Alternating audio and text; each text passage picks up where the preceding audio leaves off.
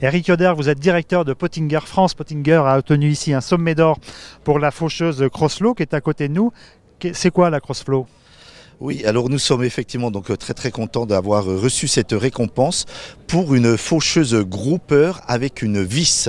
Et c'est ça l'innovation. Alors comment ça fonctionne cette vis ? Donc cette vis, elle se trouve à l'arrière du groupe de fauche dans un capot fermé et donc elle va simplement déplacer le fourrage latéralement sur le côté de la machine. Alors quel est l'avantage par rapport aux autres systèmes qui existent, que vous avez vous-même à la gamme, en termes de groupage d'andins ? Donc exactement, donc le groupeur d'andins existe chez nous avec une solution tapis qui nécessite avant le tapis un conditionneur pour transporter le fourrage sur le tapis. Et on s'est dit que si on trouvait une autre solution qui nous permet donc de réduire le poids, réduire l'investissement et aussi accélérer en quelque sorte le transfert du fourrage, on a cherché là-dedans et on a mis au point cette vis de transfert. Alors c'est plus simple, c'est plus économique, ça demande moins d'énergie, mais est-ce qu'il y a des facteurs limitants à l'utilisation de cette Crossflow ? La seule limite que l'on peut effectivement connaître avec ce système de grouper, c'est lorsqu'on est dans des tout petits fourrages, je dirais 10 cm de hauteur. Alors dans quelle chaîne fourragère elle va s'intégrer ? Qu'est-ce qui va se passer derrière ce groupage d'andins ?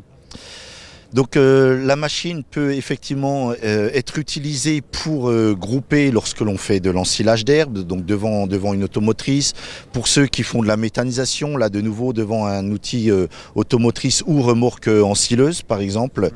Et puis lorsqu'on relève les capots, on peut l'utiliser comme une faucheuse traditionnelle. Et voilà, parce que l'intérêt c'est que le capot donc, il est escamotable et à ce moment-là on retrouve les caractéristiques d'une faucheuse classique. Effectivement, donc on voulait aussi avoir donc, une polyvalence de cette machine et pas simplement avoir uniquement une faucheuse grouper. Et un dernier mot sur le gabarit, quelle largeur, quelles combinaisons possibles ? Alors pour l'instant, on a deux types de machines, une machine portée arrière qui fait 3,50 m de large et une faucheuse combinée avec donc deux unités qui regroupent au centre qui fait 10 mètres de largeur de travail. Associée donc à une faucheuse frontale ? Oui, dans les deux cas de toute façon. Très bien, Eric Yoder, je vous remercie. Je vous remercie pour votre visite et je vous souhaite une bonne journée. Merci, au revoir.